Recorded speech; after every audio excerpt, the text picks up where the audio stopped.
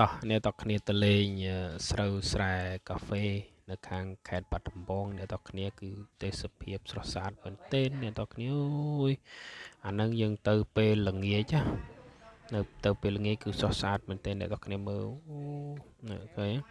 គឺថតទៅគឺស៊ីកាមេរ៉ាមកអ្នកនរគ្នាទៅប្រហែលជាម៉ោង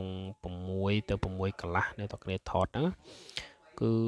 ពេលគ្រាន់តែដាក់កាមេរ៉ាពុបទៅគឺចាប់អារម្មណ៍មែនទែនហ្មងអ្នកនរគ្នាដាក់ទៅវាដូចវាស៊ីជាមួយកាមេរ៉ាហ្មងហើយណាមួយថ្ងៃហ្នឹងដូចជាភ្លៀងវាប្រេកអញ្ចឹងណាថែមទៀតអញ្ចឹងទៅក៏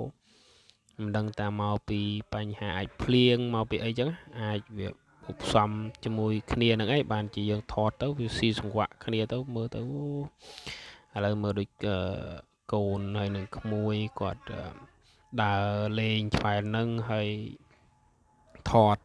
តកន្លែងអូនៅនឹងមានកន្លែងគេថតច្រើនដល់តើនេះកន្លែងគេថតនេះដូចសម្បុកចាពេលអាហ្នឹងថតប៉ណ្ណេះស្អាតនេះដណ្ដើមគ្នាថតណាតើគ្នាមានថតច្រើនកន្លែងណាប៉ណ្ណេះខ្ញុំយកមកតា2 3កន្លែងឯងហើយឥឡូវយើងដើរឆ្វែលមើលចុះមើលឡើងជុំវិញហ្នឹងណាតើគ្នាហើយដើរចុះដល់ឡើងក៏ដើរមកក៏ចុះវិញអញ្ចឹងទៅព្រោះនិយាយទៅពេលយើងទៅនៅហ្នឹងគឺយើងស្រស់ស្រាយមែនទេអ្នកទាំងគ្នា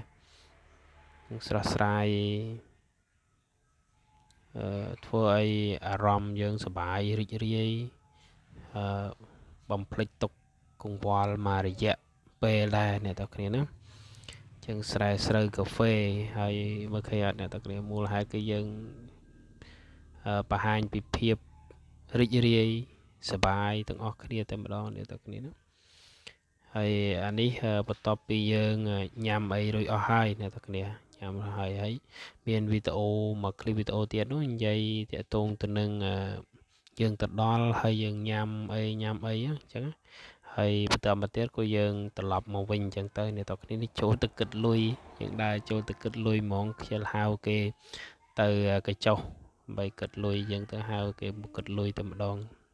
អត់ដើរមកចេញមកវិញក៏មកគិតលុយនៅនឹងតែម្ដងទៅអូខេឥឡូវបន្ទាប់ពីគិតលុយហើយក៏នាំគ្នាចេញមកវិញណាអ្នកទាំងគ្នាចេញមកវិញហើយ